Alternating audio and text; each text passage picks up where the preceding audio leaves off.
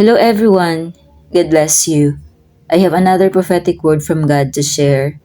We were just praying and the Lord showed me a vision. I saw in the spirit a fiery tongue and the Lord told me, this is the most important part of your body.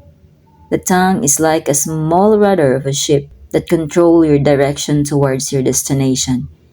It is the part that determines which destination you are going to.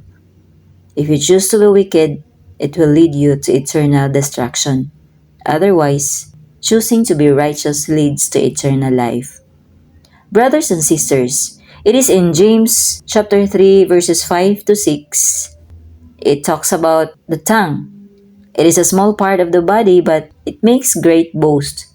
Consider what a great forest is set on fire by a small spark. The tongue also is a fire, a world of evil among the parts of the body.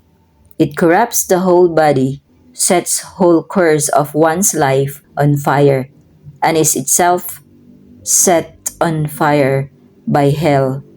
Our tongue is being used to speak against one another and can either speak life or death.